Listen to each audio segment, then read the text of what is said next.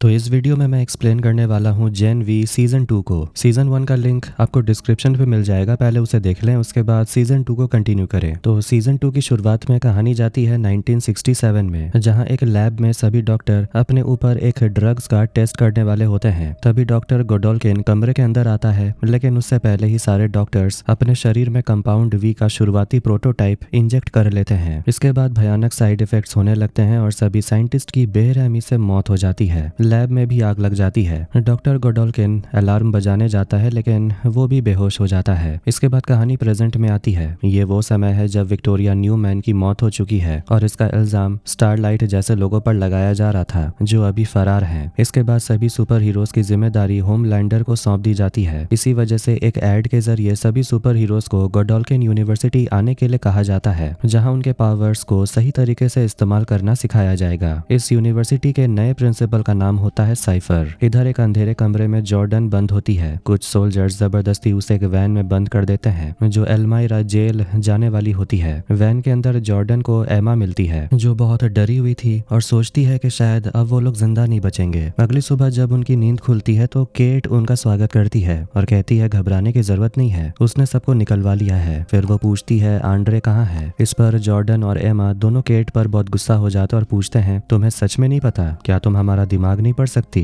Cat Jordan का दिमाग पढ़ती है और उसे पता चलता है कि आंड्रे मर चुका है। केट रोने लगती है तो जॉर्डन उसे कहती है ये नाटक करना बंद करो। तभी वहाँ स्टेसी नाम की एक औरत आती है और उन सबको मीडिया से बात करने के लिए ले जाने वाली होती है। एमा देखती है कि उस औरत के पीछे से कुछ निकला हुआ है, तो स्टेसी उसे सावधान करती है। औरत कहती है उस चीज से थोड़ा बचकर रहना, अगर तुम पर हमला हो गया ना तो तुम्हारी हालत बहुत खराब हो जाएगी। इसके बाद जॉर्डन और एमा को अच्छे से तैयार करके पब्लिक के सामने लाया जाता है, जहाँ उनके मम्मी पापा भी इंतजार कर रहे थे। यूनिवर्सिटी के तरफ से सबको एक स्क्रिप्ट दी जाती है जिसमें लिखा होता है कि द वुड्स के अंदर जो कुछ भी हो रहा था उसके पीछे इंदिरा शेट्टी थी। रिपोर्टर्स पूछने लगते हैं कि आंड्रे और मरी कहाँ है, लेकिन वो सवाल का जवाब उन्हें नहीं देना पड़ता। अंदर आकर जॉर्डन केट से पूछती है मरी कहाँ है। केट कहती है कि उसे भी सच में नहीं पता, लेकिन कोई भी केट पर भरोसा नहीं करता। गुस्से में जॉर्डन केट को मुक्का मार देती है। एक ओरिएंटेशन के दौरान साइफर खुद को स्टूडेंट्स के सामने इंट्रोड्यूस करता है और बताता है कि वो उनका नया प्रिंसिपल है। वो स्टूडेंट्स को भड़काने लगता है और कहता है कि अब इंसानों पर भरोसा नहीं किया जा सकता।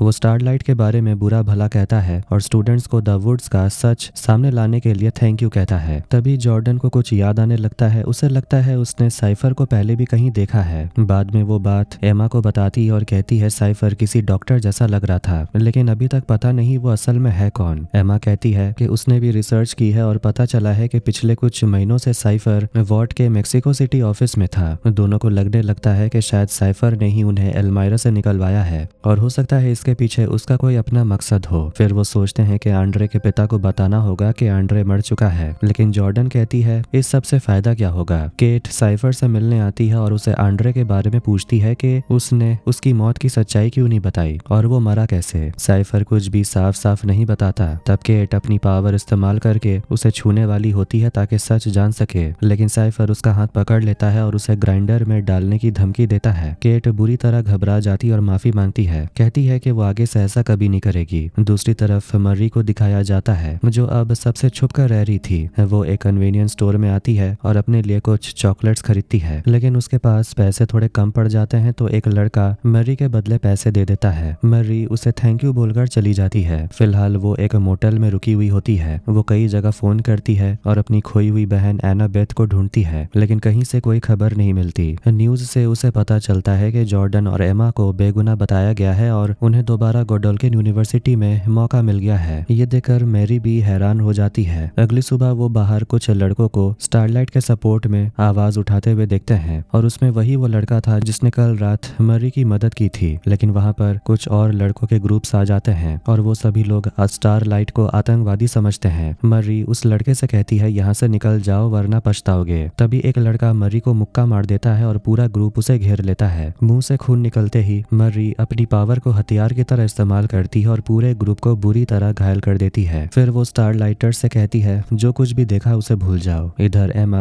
आंड्रे के पिता पोलारिटी से मिलने जाती है। पोलारिटी अब दिन भर शराब पीता रहता है। वो एमा पर चिल्लाते हुए कहता है यहाँ से चली जाओ। एमा उसे बताती है कि साइफर एल्मायरा में था और अब यूनिवर्सिटी में किसी मकसद से आया है। पोलारिटी खुद को दोष देने लगता है और और कहता है उसी के वजह से उसके बेटे की मौत हुई। एमा कहती है इसके पीछे वॉट था। पोलारिटी कहता है जितना जल्दी हो सके यहाँ से भाग जाओ, उसने अपना बेटा खो दिया है और वो नहीं चाहता कि एमा भी इन सब में फंसे। एमा कहती है वो आंड्रे को ज्यादा समय से जानती तो नहीं थी, लेकिन वो कभी हार मानने वालों में से नहीं था। इसी बीच एक सूप डॉग नॉट मर्री को ढूंढते हुए उसी कन्वीनियंस स्टोर पहुंच जाता है। यूनिवर्सिटी में स्टूडेंट्स पार्टी करने लगते हैं। वहाँ एक लड़का होता है ब्लैक होल, जो अपने ब्लैक होल से बियर पी रहा था। ये देखकर जॉर्डन को गुस्सा आता है और वो उसके पेट में मुक्का मार देता है, जिससे सारी बियर उसके ब्लैक होल से बाहर निकल आती है। पीछे खड़ी एक लड़की चिल्लाने लगती है कि बियर उसकी आंखों में चला गया। छी। इधर एमा से मिलने के लिए जस्टिन आती है, जो अब सैम को डेट कर रही होती है। एमा गुस्से में जस्टिन को धक्का दे देती है। सैम कहता है पागल हो गई हो क्या? एमा जवाब देती है कि वो सच में पागल हो चुकी है और वो कहती है कि सैम ने कितने लोगों को मारा और उस सब का इल्जाम एमा पर डाल दिया गया। और सैम क्या कर रहा था? वो यहाँ रहकर केट के साथ मूवी बना रहा था। सैम कहता है एमा भी जानती है कि जो कुछ भी हुआ उसकी वजह वो नहीं है। फिर वो कहता है क्या वो दोनों दोस्त बन जाएं? एमा उसे बता देती है आंड्रे मर चुका है और वो भी सैम के वजह से। ये सुनते ही सैम बहुत ज्यादा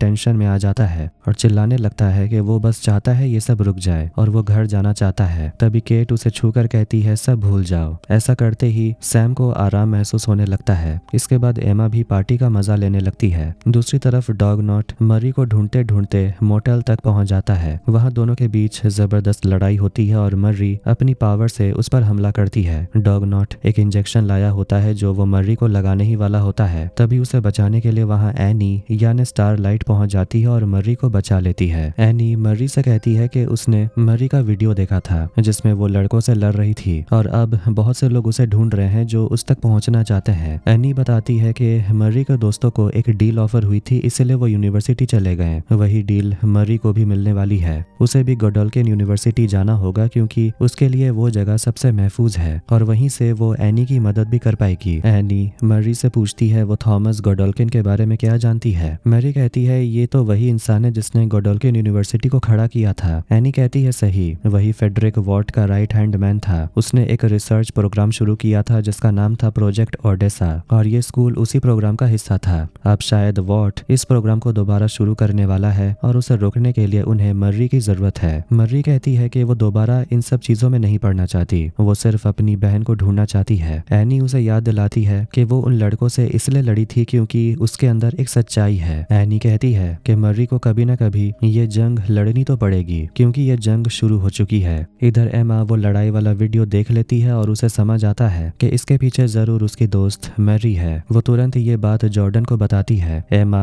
मर्री को ढूंढना चाहती है लेकिन जॉर्डन कहती है मर्री अपनी मर्जी से भागी थी और वो उनके लिए वापस भी तो नहीं आई थी। एमा जवाब देती है कि अगर जॉर्डन नहीं जाएगी तो वो अकेले जाएगी। वो कहती है कि आंड्रे पहला इंसान था जिसने उस पर भरोसा किया था और आंड्रे के लिए ही सही वो मर्री को ढूंढ कर रहेगी। आखिर में जॉर्डन भी उसके साथ जाने को तैयार हो जाती है। केट ये सारी बातें सुन लेती है। उधर पोलारिटी बहुत ध्यान से साइफर की फोटो देखने लगता है। एमा और जॉर्डन उसी कन्वीनियंस स्टोर के पास आते हैं और बाहर मर्री को देख लेते हैं। दोनों मर्री के आमने सामने आते हैं। मर्री कहती है कि उसे यहाँ से निकलना होगा। जॉर्डन चिढ़कर कहती है हाँ हमेशा की तरह तुम भाग जाती हो। मर्री कहती है कि उन लोगों ने डील मान ली और वो सभी लोग अलमायरा से कैसे निकले। जॉर्डन उसे बता देती है आंड्रे मर चुका था। ये सुनकर मर्री हैरान हो जाती और पूछती है ये कैसे हुआ। जॉर्डन बताती है आंड्रे को लगा था कि वो भी मर्री की तरह वहां से भाग सकते हैं, इसलिए उसने कुछ पुराने मेटल पाइप्स ढूंढे थे। उन्हीं की मदद से वो निकलने वाले थे लेकिन आखिरकार वो पकड़े गए। आंड्रे ने लड़ाई की और अंत में उसकी मौत हो गई। तभी केट अचानक वहां आ जाती है जिसे देखकर तीनों गुस्से में आ जाते हैं। केट मर्री से कहती है उसे यूनिवर्सिटी चलना होगा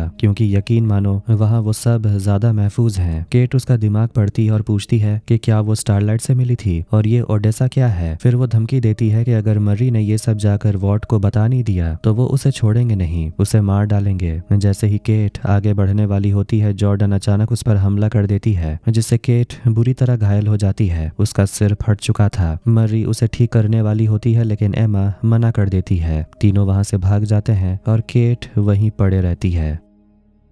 आखिर में मरी यूनिवर्सिटी वापस लौट आती है और एक वीडियो बनाती है कि वो वापस आकर बहुत खुश है, लेकिन वीडियो के बीच में ही वो लड़खड़ाने लगती है। एमा बोलती है तुम अच्छा ही तो कर रही थी। मरी चिल्लाने लगती है कि उसका यहाँ दम घुटता है। एमा उसे समझाती है कि वो यहाँ ज्यादा महफूज है क्योंकि बाहर रही तो कोई भी उसे मार सकता है। जॉर्डन अब भी गुस्से में होता है कि मरी उन्हें छोड़कर भाग गई थी। एमा मरी को भरोसा दिलाती है कि अब जो भी करना है यहीं से करना है, यहीं से लड़ना है, इसलिए खुद को तैयार करो। इसके बाद मरी दोबारा वीडियो बनाती है। अगले दिन मर्री साइफर से मिलने जाती है। मर्री उसे फिर से यहाँ बुलाने के लिए थैंक यू बोलती है। साइफर कहता है उसे पता था कि मर्री ने उसे एल्मायरा में भी देखा है और उसे ये भी पता है कि मर्री आंड्रे की मौत के लिए खुद को दोष दे रही है। साइफर कहता है कि वैसे भी समझ नहीं आता कि आंड्रे भागने की कोशिश कर क्यों रहा था, जबकि उसकी बीमारी तो बहुत ज्यादा बढ़ चुकी थी, वो कमजोर था। मर्री हैरान होकर पूछती है कौन सी बीमारी। साइफर बताता है कि आंड्रे को अपने पिता वाली बीमारी है, अगर वो अपनी पावर ज्यादा इस्तेमाल करता तो उसकी जान भी जा सकती थी। साइफर उसे आंड्रे के मेडिकल रिपोर्ट्स भी दिखाता है। जाने से पहले साइफर कहता है कि मर्री अपने दोस्तों को थोड़ा सेफ रखे। वो बताता है कल रात केट पर हमला हुआ था, वो बच गई है और हॉस्पिटल में है। ये सुनकर मर्री घबरा जाती है। इधर सैम को फायर क्रैकर वाले न्यूज शो से पता चलता है कि केट पर हमला हुआ। तीनों दोस्त घबरा जाते हैं कि अगर केट होश में आ गई तो क्या होगा, वो सबको बता देगी कि उस पर हमला उन्होंने ही किया था। एमा कहती है क्यों ना हॉस्पिटल जाकर उसे खत्म कर दिया जाए। फिर एमा कहती है कि उन्हें ओडेसा के बारे में पता करना चाहिए कि आखिर वो है क्या। दोनों की पागलों जैसी बातें सुनकर जॉर्डन वहां से चला जाता है। उधर केट को हॉस्पिटल में बहुत ही गंभीर हालत में दिखाया जाता है। उसका अभी एक हाथ नहीं होता। सैम केट से मिलने के लिए आता है और नर्स से पूछता है कि ये किसका काम हो सकता है। नर्स बताती है ये तो उन्हें भी नहीं पता। केट उन्हें ह्यू हॉकिंस में मिली थी। केट नर्सेस के जरिए सैम से बात करती और कहती है उन लोगों ने उसे मरने के लिए छोड़ दिया था और वो सैम को जाने को बोलती है। इसके बाद वही नर्स दूसरे को मार देती है। आखिर में पोलैरिटी साइफर से मिलने आता और कहता है वो दोबारा इस यूनिवर्सिटी में काम करना चाहता है। साइफर उसे उसके ऑफिस की चाबी देता है और चला जाता है। इधर एडवांस इन्फ्लुएंसर वाली क्लास में एमा भी बैठी होती है। वहाँ उसकी मुलाकात एक लड़के से होती है। उनकी टीचर सबको बताती है कि 10 मिलियन फॉलोअर्स पूरा करने के लिए क्या क्या करना पड़ता है। वो सबको एक टास्क देती है एक वीडियो बनाने का, जिसमें स्टूडेंट्स को केट पर हुए हमले के बारे में बात करनी होती है। एमा को क्लास में बिल्कुल भी इंटरेस्ट नहीं होता, लेकिन टीचर कहती है कि वो यहाँ इसलिए नहीं है क्योंकि उसके 5 मिलियन फॉलोअर्स हैं, बल्कि इसीलिए है क्योंकि प्रिंसिपल चाहते हैं तो उसे क्लास अटेंड करना तो होगा। मरी भी ना चाहते हुए चेहरे पर मुस्कान लिए केट के बारे में वीडियो बना रही होती है। बाद में वो अपने कमरे में आती और देखती है कि जॉर्डन आंड्रे की मेडिकल रिपोर्ट्स पढ़ रही है। जॉर्डन कहती है ये मेडिकल रिपोर्ट्स नकली हैं, अगर आंड्रे को कोई बीमारी होती तो वो उन्हें जरूर बताता।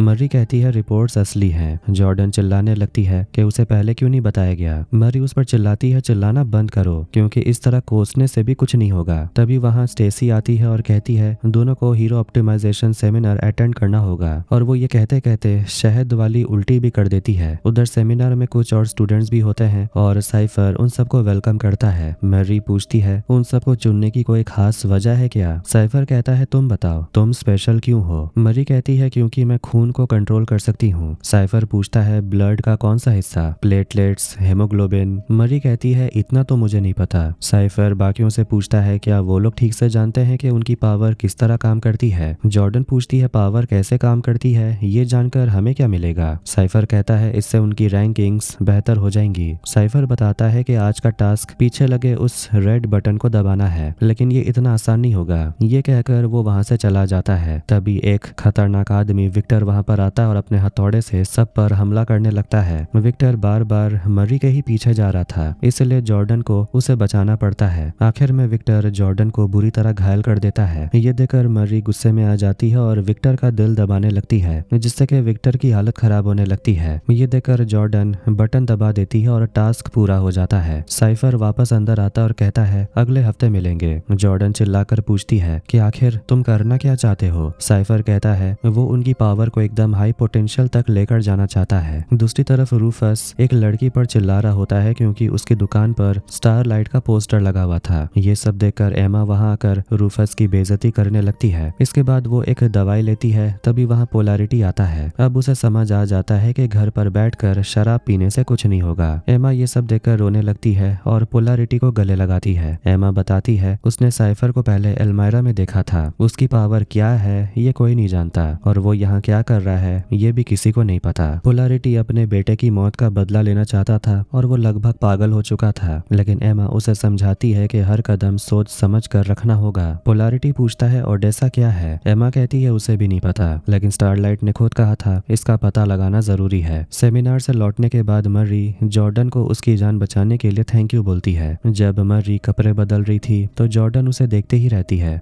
मर्री माफी मांगती है कि उसे भागना नहीं चाहिए था और उसे वापस आना चाहिए था। जॉर्डन कहती है उसे भी आंड्रे को रोकना चाहिए था। दोनों एक दूसरे के करीब आते हैं और माहौल थोड़ा रोमांटिक हो जाता है। उधर एमा और पोलैरिटी यूनिवर्सिटी के आर्काइव में जाते हैं जहां रिमेम्बरर नाम का एक सूप बैठा होता है। उसकी पावर ये होती है कि उसे सब कुछ याद रहता है। पोलैरिटी उसका ध्यान भटकाता है और एमा उसके सामने उसकी बड़ी फैन होने का नाटक करती है। इससे खुश होकर रिमेम्बरर उन्हें आर्काइव के अंदर ले जाता है। इधर डीप की ब्रदरहुड में सैम पहुंचता है और डीप से पूछता है केट पर हमला किसने किया, क्या उसे कुछ पता है, क्योंकि होमलैंडर भी उसे ढूंढ रहा है। डीप कहता है चिंता मत करो, ये सब वो खुद पता लगा लेंगे। तभी सैम को पता चलता है कि एक लड़के ने एमा को भी ह्यू हॉकिंस में देखा था जहां केट पर हमला हुआ था। आर्काइव के अंदर एमा और पोलैरिटी को एक खुफिया कमरा मिलता है जहां एमा को ओडेसा से जुड़ी एक फाइल मिलती है जिसमें कई बच्चों की तस्वीरें लगी होती हैं। ये देखकर वो खुश हो जाती है क्योंकि उसे समझ आ जाता है ओडेसा क्या है। खुशी की वजह से उसका साइज भी बड़ा हो जाता है। उधर जॉर्डन और मर्री आपस में रोमांटिक बातें कर रहे होते हैं और जॉर्डन लड़के में बदल जाता है। एमा ओडेसा के बारे में बताने के लिए अपने दोस्तों के पास जा ही रही होती है कि अचानक रास्ते में उसे सैम मिल जाता है। सैम एमा पर चिल्लाने लगता है और कहता है उसी ने केट पर हमला किया था। एमा मना करती है और कहती है क्या बोल रहे हो तुम, मुझे कुछ नहीं पता। वो सैम को याद दिलाती है केट की वजह से ही उन्हें बंद किया गया था और उसकी वजह से ही आंड्रे मारा गया। वो कहती है केट तुम्हें भी बेवकूफ बना रही है। उधर जॉर्डन और मर्री बाहर आते हैं जहां पर हर कोई सेलिब्रेट कर रहा था। हर तरफ पटाखे फोड़े जा रहे होते हैं। तभी उन्हें पता चलता है जिन लोगों ने केट पर हमला किया था उन्हें वॉर्ट ने पकड़ लिया, इसीलिए सब खुश थे। लेकिन ये सुनकर दोनों हैरान रह जाते हैं। न्यूज से पता चलता है कि डॉगनॉट ने एक लड़के को मार दिया था क्योंकि उसे लगा कि उसी ने केट पर हमला किया था, पर मर्री उस लड़के को पहचान लेती है। इसी बीच एमा वहां फाइल लेकर पहुंचती है और कहती है उसे पता चल गया है ओडेसा क्या है। तभी अचानक हॉस्पिटल में केट होश में आती है और सामने नर्स को मरा हुआ देखती है। साइफर वहां आता है और पूछता है अरे ये तुमने क्या कर दिया।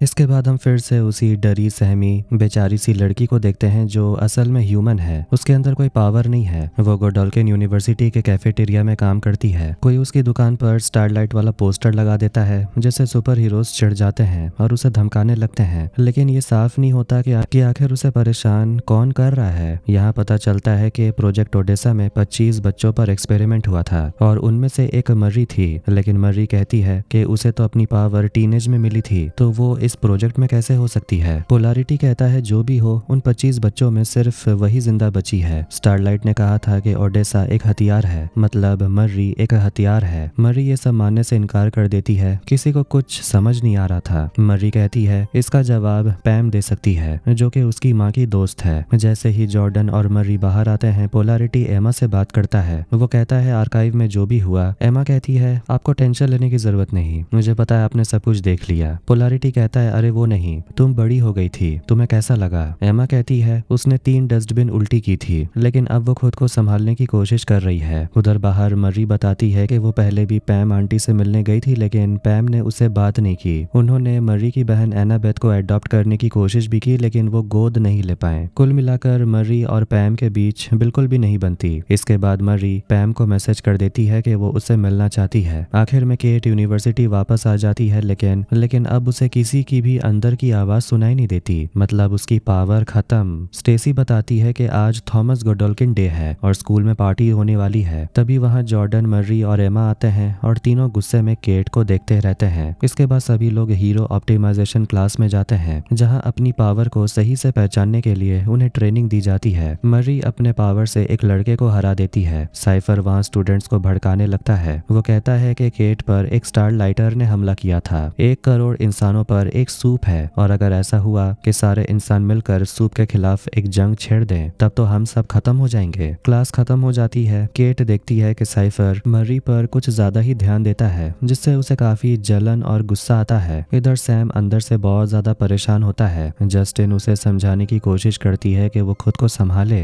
लेकिन सैम फिर भी भ्रम देखने लगता है। जस्टिन उसे ब्रेकअप करके चली जाती है। जॉर्डन मर्री को समझा रहा होता है कि शायद वही चोजन वन है, इसीलिए साइफर उसे उसे उसकी फुल पोटेंशियल दिखाना चाहता है। फिर दोनों कल रात के बारे में बात करते हैं। मर्री बताती है कि कल रात के सेक्स से पहले वो वर्जिन थी। जॉर्डन मजाक में कहता है तो फिर जिसके साथ फर्स्ट सेक्स करते हैं उसे आई लव यू नहीं कहते। तभी वहाँ जॉर्डन के पोस्टर्स दिखाई देते हैं जो स्टेसी लगा रही होती है। वो बताती है कि जॉर्डन रैंकिंग में नंबर 1 है और उसे साथ लेकर चली जाती है। उसी वक्त मर्री को पैम का मैसेज आता है जिसमें वो मिलने के लिए मान जाती है। केट साइफर से मिलने जाती है और उसे कहती है कि वो वॉर्ड को बता देगी कि मर्री, जॉर्डन और एमा ने उस पर हमला किया था, ना कि स्टारलाइटर्स ने। साइफर कहता है कि अगर केट ऐसा करेगी तो उसे होमलैंडर को भी सब कुछ बताना पड़ेगा और फिर केट की सच्चाई सामने आ जाएगी कि वो अब एक इंसान बन चुकी है। साइफर उसे समझाता है कि तुम्हें अपने पुराने दोस्तों से दोस्ती करनी पड़ेगी क्योंकि उनके बिना तुम कुछ भी नहीं। वो उसे पावर्स वापस पाने के बारे में सोचने को बोलता है। केट को वहाँ एक लॉकर दिखता है लेकिन साइफर उसे वहाँ से जाने को बोल देता है। उधर स्टेसी जॉर्डन को एक शानदार कार गिफ्ट करती है। जॉर्डन अब काफी ज्यादा पॉपुलर हो चुका था। एक लड़का उसे लड़की बनने को बोलता है लेकिन जॉर्डन उसे भगा देता है। स्टेसी उसे पढ़ने के लिए एक स्क्रिप्ट देती और कहती है जैसा लिखा है वैसा ही बोलना। जॉर्डन कहता है इसमें लिखा है कि मैं एक ट्रांसजेंडर हूँ लेकिन मैं तो एक बाई जेंडर हूँ। स्टेसी उसे धमकाते हुए कहती है कि शायद उसे अलमायरा की बहुत याद आ रही है। वो कहती है चुपचाप स्क्रिप्ट रट लो और जो भी तुम्हें लड़की बनने को बोले वैसा ही बनो।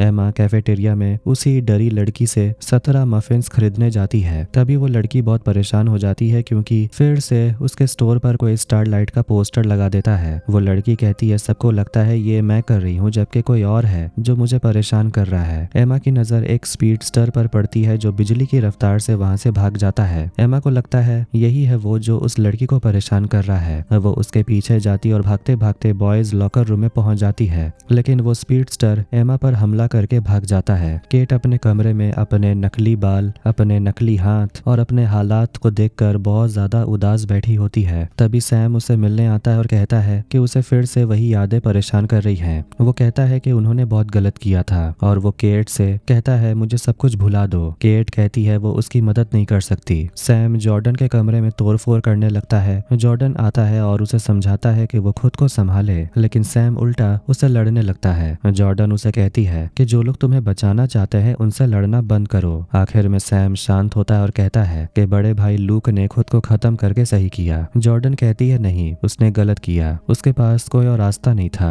इधर मैरी पैम आंटी से मिलने के लिए जाती है और अपनी बहन एनाबेथ के बारे में पूछती है। पैम आंटी कहती है उसे नहीं पता एनाबेथ कहाँ है। फिर वो बताती है कि आधे घंटे में उसकी एक मीटिंग शुरू होने वाली है। मर्री कहती है कि वो उससे पहले ही चली जाएगी। इसके बाद मर्री उसे ओडेसा वाली फाइल दिखाती है। पैम बताती है कि इसमें जो मर्री की फोटो है वो एक क्लिनिक की है। मर्री का जन्म क्लिनिक में हुआ था। उसके मॉम डैड कई सालों से ट्राई कर रहे थे लेकिन IVF बहुत ज्यादा एक्सपेंसिव था। वॉट ने उसके मॉम डैड को ये मौका दिया था। मर्री पूछती है तो फिर एनाबेथ का जन्म कैसे हुआ। पैम कहती है वो तो एक चमत्कार था। एनाबेथ के समय तुम्हारी मॉम सच में प्रेग्नेंट हो गई थी। पैम मर्री को कुछ और फोटोज दिखाती है जिनमें वो साइफर को देखती है जिसने मर्री को पकड़ा हुआ था। पैम बताती है ये डॉक्टर गोल्ड है जिसने ही डिलीवरी कराई थी। एमा क्लास में हार्पर को पकड़ लेती है क्योंकि उसे समझ आ जाता है कि कैफेटेरिया वाली लड़की को परेशान करने वाली वही है। दरअसल हार्पर एक स्टारलाइट सपोर्टर होती है। ये सुनकर वो एमा से कहती है इस बारे में किसी को मत बताना। हार्पर ये भी बताती है कि वो 1 मिनट के लिए किसी के भी सुपर पावर को कॉपी कर सकती है। इस वजह से वो बिजली की तरह दौड़ पा रही थी और एमा पर हमला भी किया था। इसके बाद वो एमा की भी पावर को इस्तेमाल करके दिखाती है। इधर मर्री जाने से पहले बाथरूम जाने वाली होती है। फिर वो मुड़कर कहती है उसे लगा कि उसके मॉम डैड ने पैसों के लिए उस पर कंपाउंड भी इंजेक्ट किया था। पैम कहती है तुम्हारे मॉम डैड को बस एक बच्चा चाहिए था और तुम उनके लिए एक वरदान थी। वॉशरूम से निकलकर मर्री एक कमरे में जाती है जहां उसे एक बर्थडे कार्ड मिलता है जिस पर एनाबेथ का नाम लिखा होता है। ये देखकर वो आंटी से पूछती है उसकी बहन कहाँ है और क्या वो यहीं रहती है। आंटी कहती है एनाबेथ उसके साथ नहीं रहती और वो कुछ नहीं बता सकती।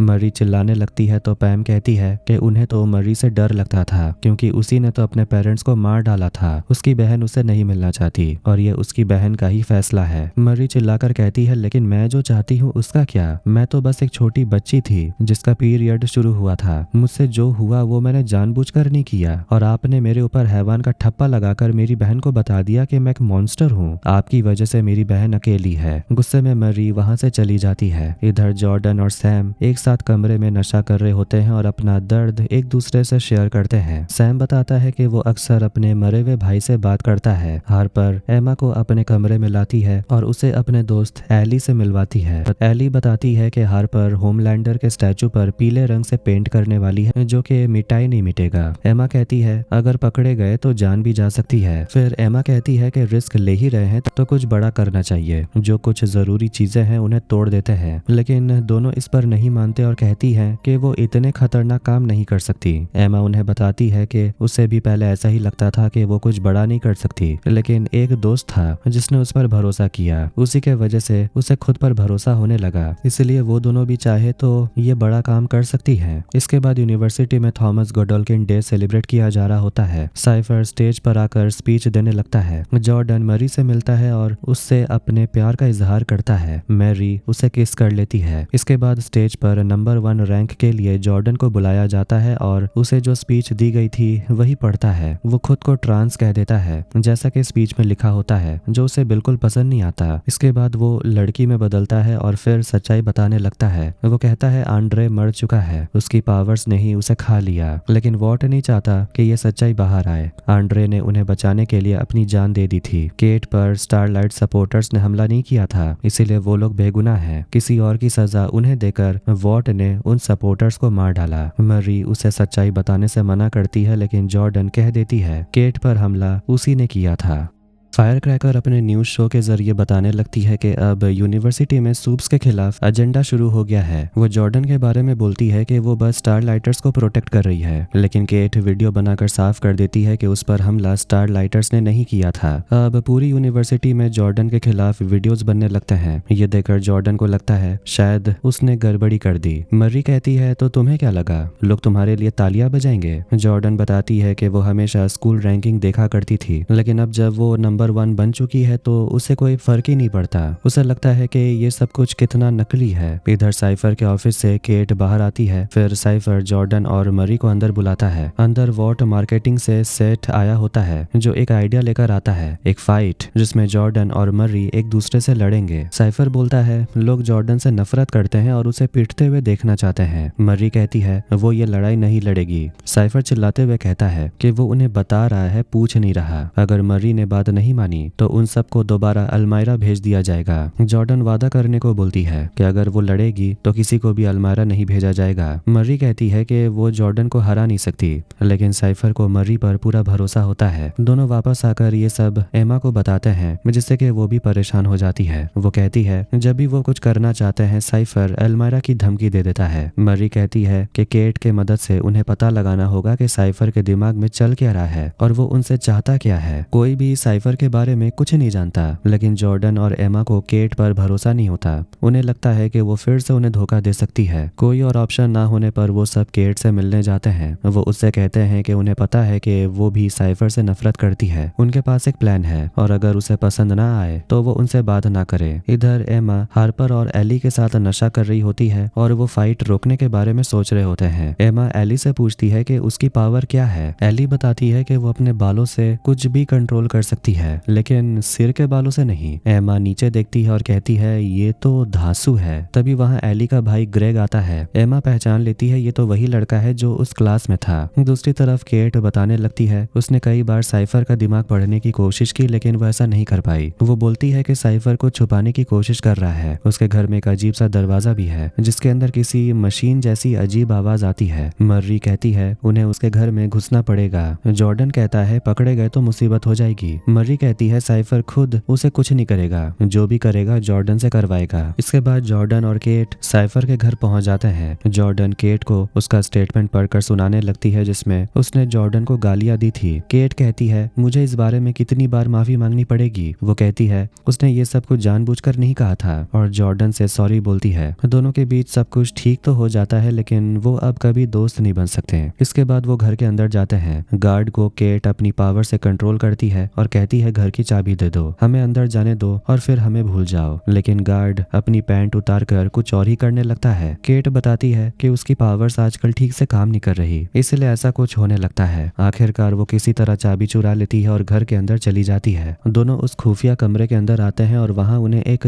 बूढ़ी बॉडी देखने को मिलती है। जॉर्डन उसकी फोटो खींचता है, तभी वो आदमी अपनी आंखें खोल लेता है। मशीन आवाज करने लगती है। ये देखकर दोनों वहाँ से भाग जाते हैं। उधर मर्री अपने क्लास में आती है और वहाँ अकेले डेली होती है। साइफर मर्री से कहता है टेबल पर रखे ब्लड बैग्स को उठाकर दूसरी टेबल पर रखना है, लेकिन बैग्स फटना नहीं चाहिए। मर्री ऐसा नहीं कर पाती और एक ब्लड बैग फट जाता है। मर्री पूछती है आखिर इससे होगा क्या, और अगर वो सीख भी गई तो क्या होगा। साइफर कहता है मिरेकल। वो मर्री से कहता है बस महसूस करो, हाथ मत उठाओ। अब इस तरह मर्री सारे ब्लड बैग्स हवा में उठाकर दूसरी टेबल पर रख देती है। इस बार कोई बैग नहीं फटता। उधर हार्पर एमा से कहती है कि एली ने अपने पावर के बारे में उसके अलावा किसी को नहीं बताया था और उसके बाद सिर्फ एमा को ही बताया। वो कहती है सच कहे तो उससे और एली को एमा बहुत इंस्पायरिंग लगती है। इसके बाद साइफर एक बकरी लेकर आता है और मर्री से कहता है अब तुम अपने काम पर लग जाओ। मर्री कहती है ये कोई ब्लड बैग नहीं है। साइफर कहता है हर कोई ब्लड बैग ही तो होता है। वो ये भी जानता है कि मर्री को पता है कि उसकी डिलीवरी के समय साइफर वहां मौजूद था। साइफर बताता है कि ये स्कूल इसलिए बनाया गया है ताकि वो मर्री को बना सके और शायद वो इतनी ताकतवर हो कि वॉट भी हैरान रह जाए। मर्री पूछती है सबसे ताकतवर, होमलैंडर से भी ज्यादा। वो पूछती है वॉट ऐसा क्यों चाहेगा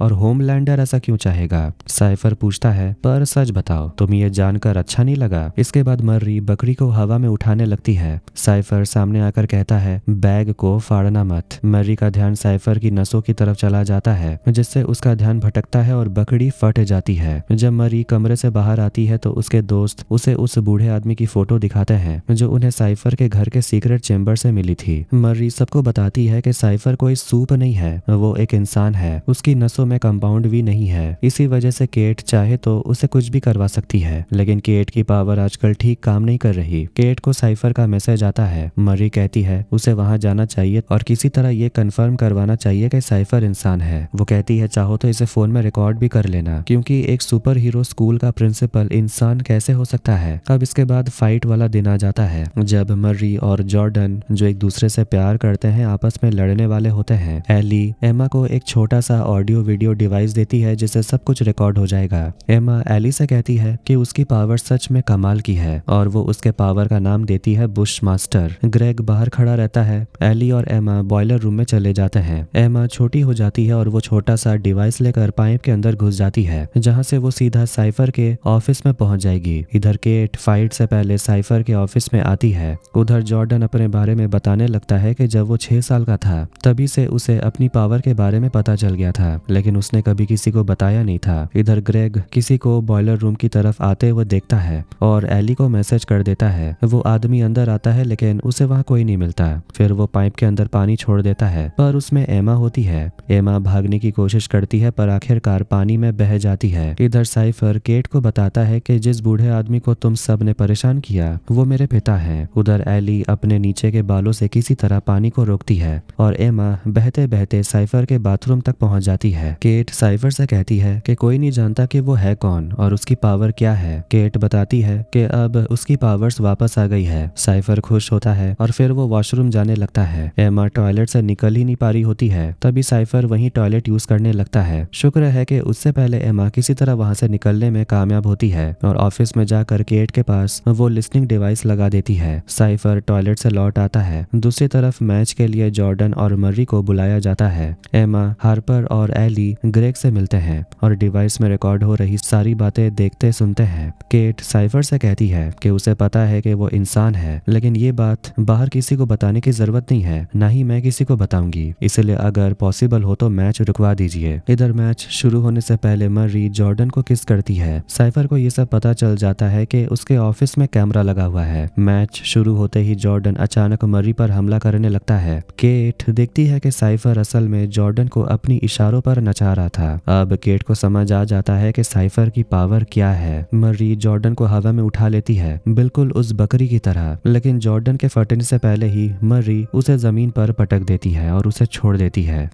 साइफर अपने घर पर अपना डेली रूटीन वाला काम कर रहा होता है। फिर वो उस आदमी को बाहर निकालता है जिसका शरीर काफी ज्यादा जला हुआ लग रहा था। वो उसे खाना खिलाता है, उसका टॉयलेट पॉटी वगैरह साफ करता है, फिर उसे नहलाता है। साइफर से मिलने के लिए सेज आती है। घर पर जो म्यूजिक चल रहा था उसे सुनकर वो कहती है तुम्हारा म्यूजिक में टेस्ट घटिया है। वो साइफर को एक गिफ्ट देती है। ये देकर साइफर कहता है तुम्हारा भी गिफ्ट देने में टेस्ट घटिया है। वो साइफर को जोर से थप्पड़ मारती है। साइफर बोलता है ये सबसे उसे काफी मजा आता है। इसके बाद वो वो दोनों वहीं पर शुरू हो जाते हैं और दोनों मजे कर रहे होते हैं। वहीं दूसरी तरफ वो भयानक आदमी सब कुछ देख रहा था। दूसरी ओर मैच खत्म होने के बाद जॉर्डन बहुत ज्यादा गुस्से में थी क्योंकि उसे समझ आ गया था कि साइफर उसे कंट्रोल कर रहा है। वो कहती है, मुझे सब कुछ समझ आ रहा था, जैसे मेरे शरीर पर मेरा कोई कंट्रोल था ही नहीं। मुझे लगा मैं तुम्हें मार डालूंगी। मैरी कहती है, मैं ठीक हूँ और हम भी ठीक हैं। जॉर्डन कहती है, मुझे डर लग रहा था, मुझे लगा तुम मेरे 2 टुकड़े कर दोगी, कुछ भी ठीक नहीं है। तभी वहाँ साइफर आ जाता है और मैरी से पूछता है, तुम्हारी ताकत और भी ज्यादा बढ़ गई है, एक्साइटिंग तो लगा होगा ना। मैरी चिल्लाती है, इस तरह हम दोनों को लड़वा कर तुम्हें क्या मिल जाएगा। साइफर बोलता है, ये तो बस ट्रेलर था और ट्रेनिंग अभी बाकी है। लेकिन मैरी कह देती है कि वो ट्रेनिंग नहीं करने वाली। साइफर मर्री से जिद करने लगता है और कहता है, सोचो अगर तुम ताकतवर बन गई तो तुम क्या क्या हासिल कर सकती हो। जॉर्डन बीच में बोलता है, मर्री ने ना कर दिया। साइफर उसे कहता है, तुम अपना मुंह बंद करो, मर्री के ताकत के सामने तुम्हारी कोई औकात ही नहीं है। ये सुनकर जॉर्डन को बुरा लग जाता है। यहाँ साइफर ये भी कह देता है कि केट को एल्मायरा भेज दिया गया है। ये सुनकर दोनों डर जाते हैं। इधर एल्मायरा जेल में केट को लाने के बाद उसे सबके सामने कपड़े उतरवा कर चेक किया जाता है। उसे जेल वाले कपड़े दिए जाते हैं, फिर उसे गले पर डिवाइस लगाया जाता है। लेकिन उससे पहले ही केट गार्ड पर अपनी पावर इस्तेमाल करती है जिससे वो खुद को मार डालता है। ये देखकर बाहर से और गार्ड्स आ जाते हैं और जबरदस्ती केट के गले पर डिवाइस पहनाते हैं। वो कहते हैं, अगली बार से अपनी पावर इस्तेमाल मत करना। इसके बाद उसे एक सेल में बंद कर दिया जाता है। सैम चुपके से अपने घर पहुंच जाता है। उसके मॉम डैड को लगता है कोई घुस आया होगा, लेकिन वो अपने बेटे को देखकर हैरान हो जाते हैं। मर्री अपने दोनों दोस्तों से कहती है, हमें केट को वहां से निकालना पड़ेगा, वहां किसी को भी नहीं होना चाहिए, वो जगह किसी बुरे सपने से कम नहीं है। जॉर्डन जाने के लिए मान जाती है। एमा नहीं जाना चाहती, लेकिन आखिरकार वो भी मान जाती है। तीनों एल्मायरा के अंदर घुसने का प्लान बनाते हैं, लेकिन उन्हें अच्छे से पता है कि अंदर जाकर बाहर निकलना आसान नहीं होगा, इसलिए उन्हें किसी ऐसे की जरूरत होगी जो सच में बहुत ज्यादा ताकतवर हो। सैम अपने मॉम डैड के साथ अपना फेवरेट कार्टून देख रहा था, तभी उसे एमा का कॉल आता है। वो बोलती है, मुझे तुमसे मदद चाहिए, लेकिन ये मत सोचना कि हम दोनों के बीच सब कुछ ठीक हो गया है। एमा उसे बताती है कि उन्हें एल्मायरा में जाना है। अंदर जाने के लिए एक बड़े लोहे के दरवाजे को तोड़ना होगा जो सिर्फ सैम कर पाएगा। सैम मदद करने से मना कर देता है, इसलिए अब सिर्फ मैरी, जॉर्डन और एमा ही प्लान को अंजाम देने वाले थे। जॉर्डन मर्री को अपनी गाड़ी गिफ्ट कर देता है क्योंकि अब तो वो नंबर 1 नहीं रहा। एमा आकर बताती है, सैम जाने वाला नहीं है। मर्री कहने लगती है कि हम तीनों काफी हैं और मैं ये अंदर से फील कर सकती हूँ कि मैं काफी ज्यादा ताकतवर हो गई हूँ। ग्रेग एमा से मिलने आ जाता है और पूछता है, कहाँ जा रही हो। एमा कहती है, एल्मायरा, केट को बचाने। ग्रेग बोलता है, मैं भी आना चाहता हूँ, लेकिन एमा मना कर देती है। वो कहती है, अगर 2 दिन तक हम नहीं आए तो पोलैरिटी को बता देना। दोनों थोड़े रोमांटिक होने लगते हैं। ये देखकर जॉर्डन और मर्री मुस्कुराते हैं। खैर, इसके बाद तीनों निकलते हैं। साइफर और पोलैरिटी मिलते हैं। पोलैरिटी उनसे पूछता है, क्या आपकी वजह से मर्री की ताकत इतनी बढ़ गई है, आप ये करते कैसे हैं। साइफर बताने लगता है कि सूप्स को सिर्फ पावर मिल जाती है, लेकिन मैं उनकी रूह तक जाता हूँ और उनके अंदर की ताकत को बाहर निकालता हूँ। और मर्री की बात की जाए तो वो तो पूरे दुनिया को हिला सकती है। पोलैरिटी अजीब से सवाल पूछता है तो साइफर उसे कहता है, सीधा सवाल पूछ भी लो। पोलैरिटी पूछता है, मेरे बेटे के साथ क्या हुआ। साइफर कहता है, तुम्हारे बेटे का छोटा सा शरीर उसके खुद की पावर को संभाल नहीं पाया, कमजोर था बेचारा। पोलैरिटी गुस्सा हो जाता है और उसे मारने वाला होता है। तभी साइफर चाकू लेकर अपने हाथों में घुसा देता है जिससे उसे कुछ भी नहीं होता। वो आराम से उठकर चला जाता है और ये देखकर पोलैरिटी दंग रह जाता है। सैम के पापा उसे उसके बचपन की चीजें दिखाते हैं, लेकिन खिलौने बहुत कम होते हैं। ये देखकर सैम थोड़ा नाराज था तो उसके पापा उसे समझाते हैं, हमें लगा था तुम मर गए हो, हमने तुम्हारा फ्यूनरल भी किया, तुम्हारा बड़ा भाई भी मर गया था, लेकिन फिर तुम लौट आए। हमें न्यूज से पता चला कि तुम जिंदा हो, लेकिन स्कूल वालों ने बताया कि तुम हमसे मिलना ही नहीं चाहते थे। सैम अपने डैड से हाइट मेजर करवाता है और उनसे सॉरी कहता है। फिर वो अपनी माँ से बाहर किसी से बात करते हुए देखता है। उसे डर लगता है कि कहीं उसकी माँ वॉर्ड को इन्फॉर्म न कर दे। सैम अपनी माँ का फोन तोड़ देता है और चिल्लाने लगता है और गलती से अपने पापा पर हमला कर देता है। उसकी माँ जोर से चिल्लाकर कहती है, अब हमसे दूर ही रहो। मैरी, जॉर्डन और एमा एल्मायरा में घुसते हैं, लेकिन ये एक ट्रैप होता है। वो लोग जल्द पकड़े जाते हैं। उन्हें टॉर्चर किया जाता है और फिर बंद कर दिया जाता है। एमा अपने सामने वाले पिंजरे में केट को देखती है। केट हैरान होती है पर उसे यकीन नहीं होता कि एमा यहाँ है। उसने जो कुछ भी किया उसके बाद उसके दोस्त उसे बचाने के लिए आए हैं, ये ताज्जुब की बात है। एमा कहती है, अब फर्क नहीं पड़ता,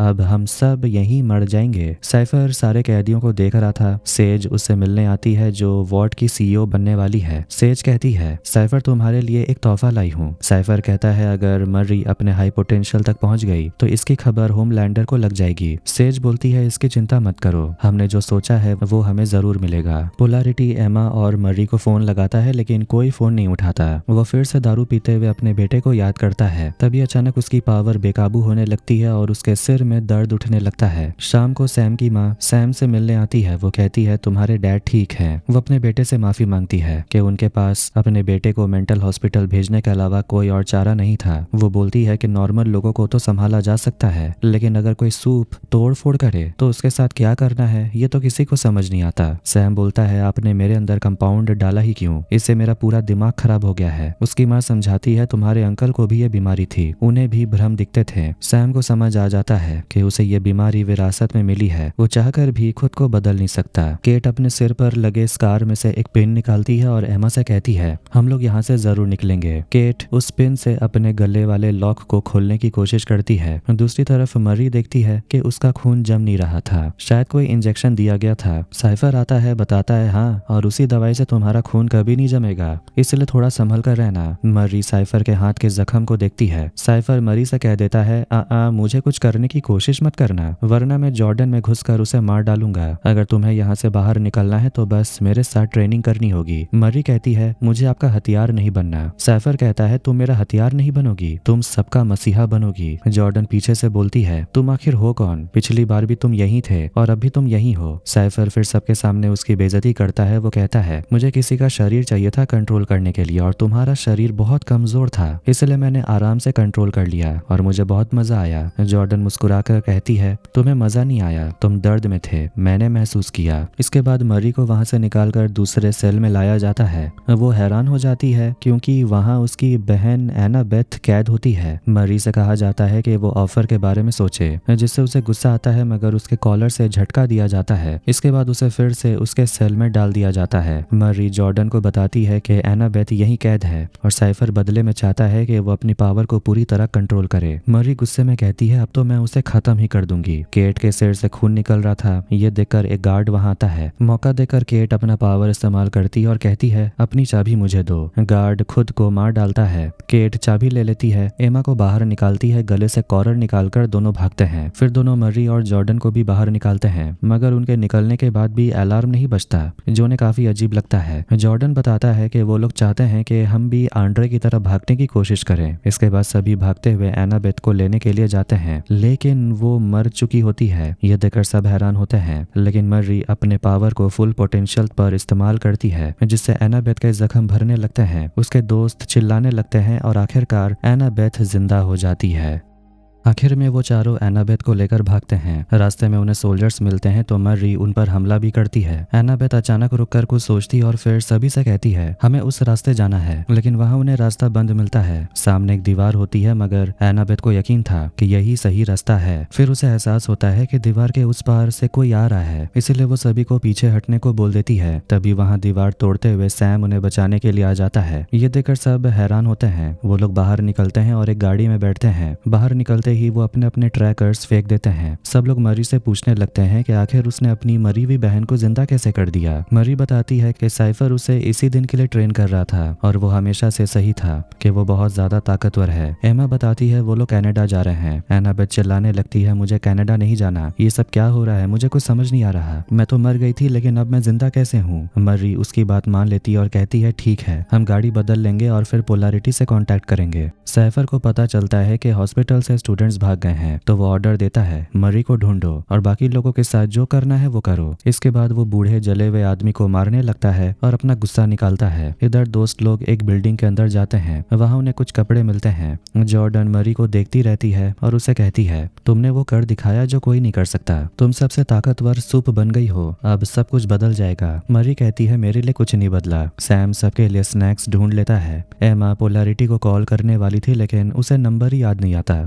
सामने कंप्यूटर होता है तो वो अपने मैसेजिंग ऐप में लॉगिन करती है। वहां सैम को ग्रेग का नाम दिखता है। सैम ये देखकर पूछता है ये लड़का कौन है और उसे काफी जलन होने लगती है। एमा अपनी दोस्त हार्पर और एली को मैसेज कर देती है। एनाबेथ तो अंदर से पूरी हिली हुई थी। मरी उससे उसके विजन्स के बारे में पूछती है और ये भी पूछती है कि उसने कंपाउंड वी कब लिया। एनाबेथ बताती है कि उसे हमेशा पहले से ही पता चल जाता है कि आगे क्या होने वाला है। वो बोलती है कि ये हर टाइम नहीं होता लेकिन उसे ऐसा लगता है जैसे उसे विजन्स आते हैं। एनाबेथ एनाबेथ पैम के पास लौटना चाहती थी लेकिन मर्री उसे रोकती है क्योंकि वहां जाना उसके लिए भी और पैम के लिए भी खतरनाक हो सकता है। एनाबेथ अपनी बहन से कहती है मुझे तो सिर्फ तुमसे बचकर रहना है, मेरी लाइफ तुम्हारी वजह से खराब हो गई। जब पोलैरिटी को होश आता है तो उसके सामने साइफर बैठा होता है। वो उससे कह देता है कि मैरी तुमसे जरूर कांटेक्ट करेगी और अगर करे तो उससे कहना कि मेरे पास ट्रेनिंग के लिए आ जाए। पोलैरिटी कह देता है वो ऐसा नहीं करेगा। तभी पोलैरिटी के फोन पर हार्पर का कॉल आता है। वो बताने लगती है कि एमा ने कहा था आपसे कांटेक्ट करने के लिए। साइफर पोलैरिटी को कंट्रोल करते हुए पूछता है अब ये बताओ वो सब कहाँ है। एनाबेथ को पैनिक अटैक आने लगता है। मर्री उसे संभालती है और उसे वादा करती है कि वो उसकी पुरानी जिंदगी वापस लाने के लिए जो करना पड़े वो करेगी,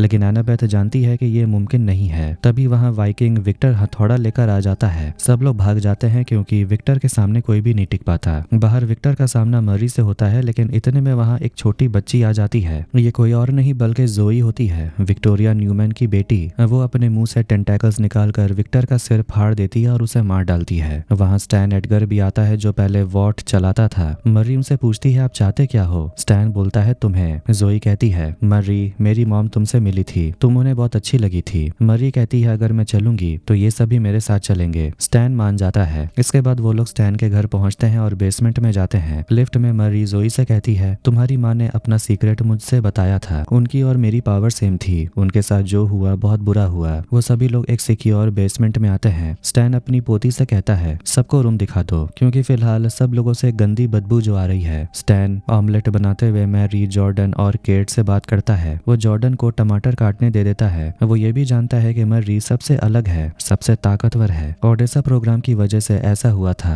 ये प्रोग्राम थॉमस गोडोल्किन ने 60 के दशक में शुरू किया था। इस प्रोजेक्ट में वो भगवान जितने शक्तिशाली सुपर हीरोज बनाना चाहता था जिनके सामने सारे सुपर हीरोज मामूली नजर आए। शुरू में ये कामयाब नहीं हुआ, फिर साइफर ने इस प्रोजेक्ट को संभाला। IVF टेक्नोलॉजी आने के बाद ये प्रोजेक्ट बच्चों पर भी शुरू हो गया लेकिन बच्चे मरने लगे। आखिर में सिर्फ 2 सब्जेक्ट्स बच पाए, एक थी मैरी और दूसरा 80 के दशक में होमलैंडर। मर्री बोलती है मैं होमलैंडर की तरह हैवान नहीं हूँ। एमा नहाकर बाहर आती है। सैम उससे पहले जो कुछ भी हुआ उसके लिए माफी मांगता है और अपने पुराने दिनों को याद करता है। एमा खुश होती है कि सैम अपनी गलती मान रहा है लेकिन वो कह देती है कि हम दोनों पहले की तरह नहीं रह सकते। स्टैन सबको बताता है कि मर्री होमलैंडर की तरह नहीं है क्योंकि होमलैंडर तो एक साइकोपाथ है। साइफर थॉमस गोडोल्किन के काम को आगे बढ़ाता रहा। ओडेसा प्रोग्राम को बंद कर दिया गया क्योंकि मर्री के अंदर कोई भी पावर नजर नहीं आ रही थी। ऐसा लगा कि वो भी एक नाकामी है। मर्री के बारे में कोई नहीं जानता था, सिर्फ विक्टोरिया और साइफर को ही पता था। थॉमस गोडोल्किन आग में जलकर मर गया और उसका सारा काम भी उसी में खत्म हो गया। उसकी लाश कभी किसी को नहीं मिली। स्टैन बोलता है अगर वो जिंदा होता भी तो अब तक मर चुका होता।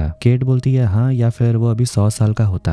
तभी उसे और जॉर्डन को याद आता है कि साइफर के घर में एक बूढ़ा आदमी एक चेंबर के अंदर लेटा हुआ था, शायद वही थॉमस गोडोल्किन हो सकता है। स्टैन कहने लगता है अगर ये सच है तो थॉमस कोई तरीका ढूंढ लेगा सारे सुपर हीरोज को कंट्रोल करने का। एनाबेथ जोई से उसकी माँ विक्टोरिया के साथ जो भी हुआ उस बारे में बात करती है। जोई कहती है इसीलिए मैं अपने ग्रैंडपा को कुछ भी नहीं होने दूंगी, अगर मर्री मान जाएगी तो बात आसान हो जाएगी। स्टैन एडगर थॉमस गोडोल्किन की रिसर्च लेकर आता है, वही तरीका जिससे वो सुपर हीरोज को कंट्रोल कर सकता है। वो बोलता है कि अगर सच में वो बूढ़ा आदमी थॉमस गोडोल्किन है तो वो होमलैंडर को भी रोक सकता है। मर्री ये बात जॉर्डन को बताती है। जॉर्डन उसे चिढ़ाता है तो होमलैंडर तुम्हारा कजन निकला। दूसरी तरफ पोलैरिटी की हालत खराब थी और साइफर उस पर दबाव डाल रहा था जैसे भी हो मर्री का पता लगाने के लिए। साइफर बताने लगता है कि इस प्रोजेक्ट से कमजोर लोगों का सफाया हो जाएगा और इस यूनिवर्सिटी से 75% स्टूडेंट्स खत्म हो जाएंगे, सिर्फ ताकतवर बचेंगे और ताकतवर और भी ज्यादा ताकतवर हो जाएंगे। साइफर पोलैरिटी को कंट्रोल करने लगता है लेकिन पोलैरिटी उस पर भारी पड़ जाता है और उसे खिड़की से बाहर फेंक देता है। पोलैरिटी बाहर देखता है लेकिन साइफर वहां नहीं था। जब सब सो रहे होते हैं मैरी चुपके से स्टैन के घर से भागने की फिराक में निकलती है लेकिन केट भी पीछे पीछे आ जाती है और कहती है मुझे भी ठीक कर दो, तब शायद मैं तुम्हारी मदद कर पाऊंगी और साइफर को भी रोक पाऊंगी। इसके बाद मर्री और केट दोनों वहां से चले जाते हैं।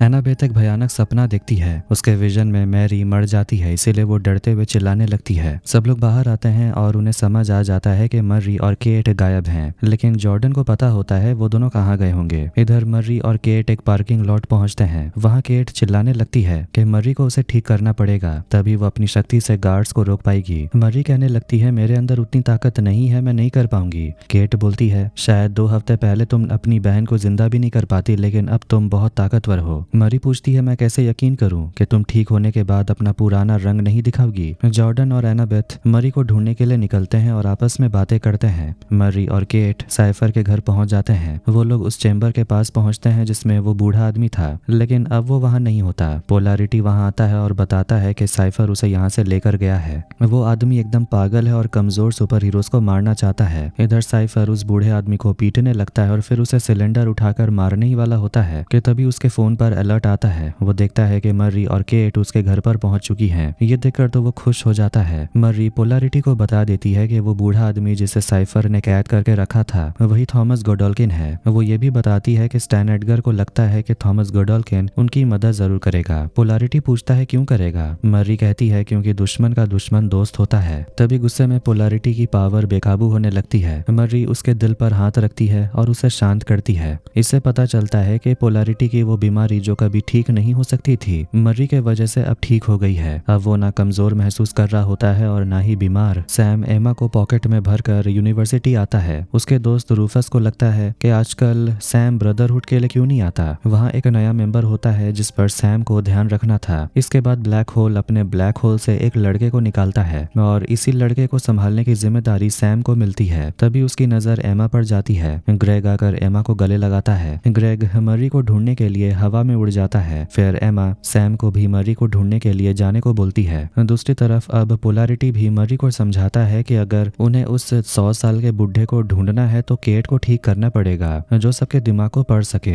मर्री इसके लिए तैयार नहीं होती। वो कहती है कि तुमने अपनी पावर हम पर इस्तेमाल की, हमारे खिलाफ। पोलैरिटी मर्री को समझाता है कि वॉट ऐसी चीज है जो किसी से भी कुछ भी करवा सकती है। तभी साइफर का कॉल आता है। वो मर्री से बात करके बहुत खुश होता है। मर्री उस पर चिल्लाती है, तुमने मेरी बहन को मारा, मैं तुम पर भरोसा क्यों करूं। साइफर कहने लगता है, मुझे पता था कि तुम उसे जिंदा कर दोगी। मर्री बोलती है, तुम पागल हो। साइफर बोलता है, और तुम इस दुनिया की सबसे ताकतवर प्राणी बन सकती हो। फोन पर बात करने के बाद मर्री समझ जाती है कि साइफर ट्रेनिंग रूम में है। एनाबेथ भी ट्रेनिंग रूम के विजन्स देखती है। इसके बाद वो और जॉर्डन वहां से निकलते हैं। सैम ग्रेग से काफी जेलस फील करता है तो एमा उसे साफ कह देती है कि वो ग्रेग की सिर्फ दोस्त है और वो उसके साथ दोस्ती रखे, उसके साथ मजे करे, इससे सैम को कोई प्रॉब्लम नहीं होनी चाहिए। सैम यहाँ कहता है कि उसके लिए ये फीलिंग्स काफी नई है, वो समझ नहीं पाता। दिल कुछ और कहता है, दिमाग कुछ और। एमा उसकी बात समझती है। तभी वहाँ ग्रेग आता और बताता है कि मर्री ट्रेनिंग रूम में है। अब आखिर में मर्री को सब ढूंढ लेते हैं और एनाबेथ अपनी बड़ी बहन को वार्न करती है कि तुम मर सकती हो, अंदर मत जाओ। मर्री इसे बस एक बुरा सपना मानती है, लेकिन उसकी बहन उसे बताती है,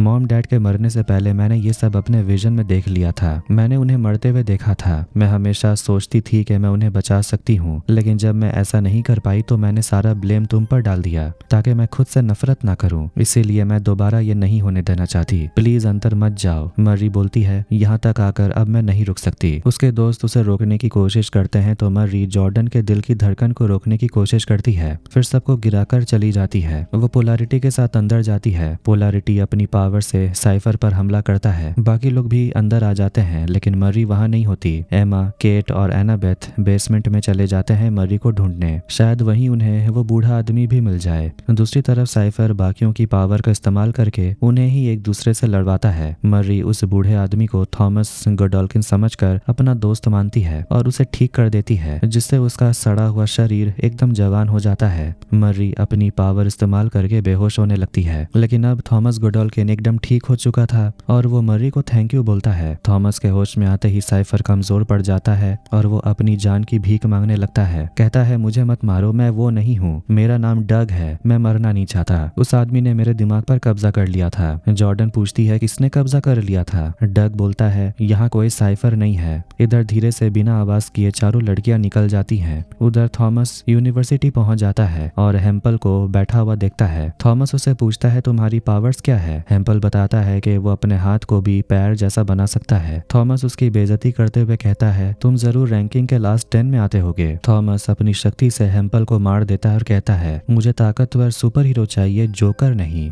फिर से फ्लैशबैक दिखाया जाता है जब लैब में आग लग गई थी। थॉमस गॉडोल्किन खुद को बचाने के लिए अपने अंदर कंपाउंड वी इंजेक्ट कर लेता है, फिर उसके शरीर में आग लग जाती है। अब प्रेजेंट में डग बाकियों को बताता है कि थॉमस ने वही कंपाउंड लिया था जो सोल्जर बॉय और स्टॉर्म फ्रंट ने लिया था। उसे V1 बोलते हैं और उसे उम्र नहीं बढ़ती, इसी वजह से वो 100 साल का नहीं लगता।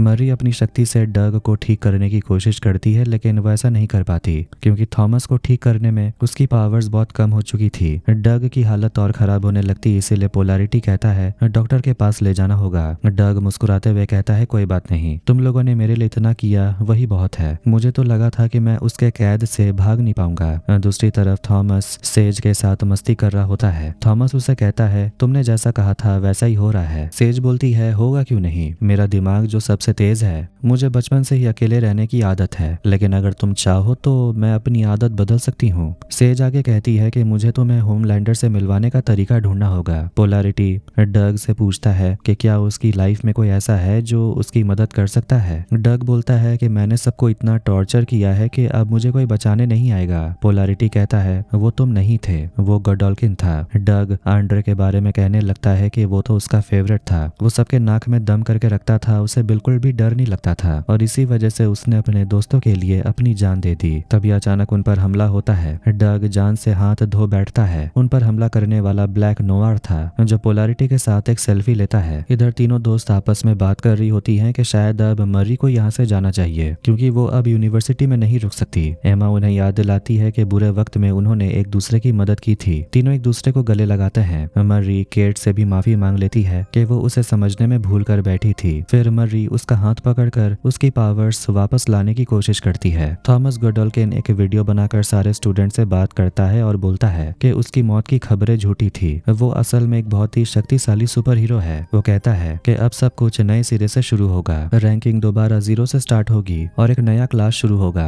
चाहे कोई जैसा भी सूप हो वो क्लास में आ सकता है और उसे द 7 में जाने का मौका भी मिलेगा, जिससे सारे स्टूडेंट्स बहुत एक्साइटेड हो जाते हैं। यहाँ दोस्त लोग मरी को समझाते हैं कि ये बस थॉमस की एक चाल है, वो सबको मारना चाहता है ताकि मरी उन्हें बचाने के लिए आए। ये मरी को बुलाने का एक तरीका है। जॉर्डन कहता है कि हमें सभी को सावधान करना होगा। मरी तुरंत एक वीडियो बनाती और सबसे रिक्वेस्ट करती है कि थॉमस की क्लास में मत जाना। सैम रूफस को जाकर भी समझाने लगता है कि सेमिनार क्लास में मत जाना, वो सबको मार डालेगा, उसे बस मरी से मतलब है इसलिए मत जाना, लेकिन वो लोग तो सुनते ही नहीं। आखिर में कुछ स्टूडेंट सेमिनार में पहुंच जाते हैं। थॉमस वहां सभी स्टूडेंट्स की बेइज्जती करता है और कहता है तुम लोगों ने अपनी पावर्स को यहाँ वहाँ की चीजों के लिए इस्तेमाल किया, अब तुम्हें खुद को साबित करना होगा कि तुम इस यूनिवर्सिटी के काबिल हो। ये सुनकर सेज गुस्सा होने लगती है, कहा जाए तो डरने लगती है, क्योंकि अगर होमलैंडर को पता चल गया कि थॉमस एक सूप होकर सूप को मार रहा है तो और दिक्कत हो जाएगी। थॉमस स्टूडेंट से कहता है कि मैं वहां जाकर बटन दबाऊंगा और तुम्हें बस मुझे रोकना है, लेकिन वो आराम से आगे बढ़ने लगता है और स्टूडेंट्स को कंट्रोल करके आपस में ही लड़वाता है क्योंकि उसके पास माइंड कंट्रोल करने की पावर है। एक स्टूडेंट भागने में कामयाब होता है और वो मरी को बता देता है थॉमस पागल हो गया है और वो सबको मार रहा है। मरी अकेले थॉमस से जाकर लड़ना चाहती थी और वो जॉर्डन से माफी मांगती है कि वो उसे दोबारा अकेला छोड़ रही है। जॉर्डन कहती है मैं तुम्हें माफ करती हूँ, लेकिन इसके बाद हम एक साथ नहीं रह सकते, कभी न कभी हमारे बीच जो था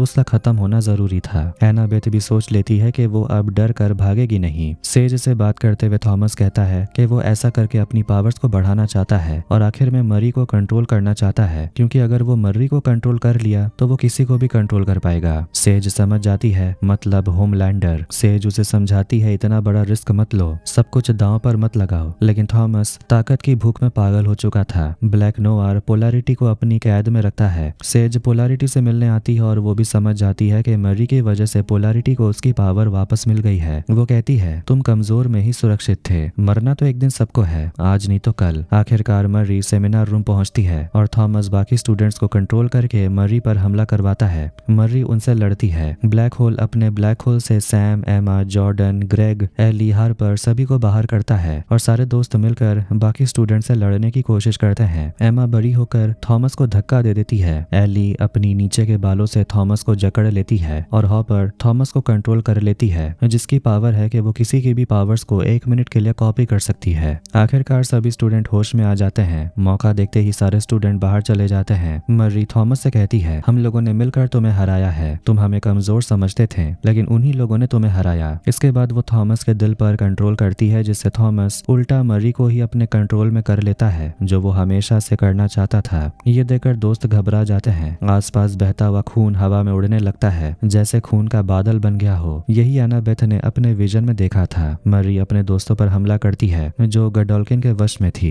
वो उन सबको मार डालने वाली थी, लेकिन सही समय पर पोलैरिटी आकर मर्री को रोक लेता है। फिर वो थॉमस पर हमला करता है। दूसरी तरफ मर्री अपने होश में आ चुकी थी और गुस्से में थॉमस गडोल्किन का सिर फोड़ देती है, बिल्कुल विक्टोरिया न्यूमैन के पावर की तरह। वॉट जल्दी ही यहाँ पहुंचने वाला है। पोलैरिटी सबसे कहता है तुम सबको यहाँ से निकलना पड़ेगा, वरना वॉट तुम सबको बलि का बकरा बनाकर यहाँ खून की होली खेलेगा, इसलिए सबको यहाँ से जाना होगा। एमा पोलैरिटी से कहती है आपको भी चलना होगा, लेकिन वो कहता है मैं रुकना चाहता हूँ। मैं वादा करता हूँ कि अगर मैं जिंदा रहा तो तुमसे कांटेक्ट में रहूंगा। एमा उन्हें गले लगाती है और कहती है आंड्रे को आप पर बहुत गर्व होता। ग्रेग एमा से कहता है मैं नहीं जा सकता क्योंकि मेरी बहन यहाँ है। एमा उसे किस करती और कहती है कोई बात नहीं, टेंशन मत लो। यूनिवर्सिटी से निकलकर वो लोग स्टैन एडगर से कांटेक्ट करने के बारे में सोचते हैं। मर्री अपनी बहन से कहती है अगर तुम चाहो तो मैं तुम्हें पैम के पास छोड़ सकती हूँ। गडोल्किन मर चुका है, अब तुम्हारे पीछे कोई नहीं आएगा। एनाबेथ कहती है मुझसे पीछा छुड़ाना चाहती हो क्या? अब मैं कहीं नहीं जाऊंगी, मैं तुम्हारी मदद करूंगी। तभी अचानक वहां पर लाइट्स टिमटिमाने लगती है और स्टार लाइट यानी एनी वहां पहुंचती है। वो सबको बगावत का हिस्सा बनने को बोलती है। एमा कहती है बगावत तो हम पहले से कर रहे हैं, लेकिन हाँ हम तुमसे भी मिल जाएंगे। एयर ट्रेन वहां पर आता और कहता है इस तरह बीच सड़क पर बात करना ठीक नहीं, अब तुम सब बागी बन चुके हो, थोड़ा ट्रेनिंग ले लो। सब मुस्कुराते हैं और इसी के साथ जेन वी सीजन 2 यहीं पर एंड हो जाती है। तो कैसा लगा आज का वीडियो कमेंट करके जरूर बताएं। वीडियो पसंद आया वीडियो को लाइक कर दे, चैनल को भी सब्सक्राइब कर दें। मिलते हैं नेक्स्ट वीडियो में। Take care.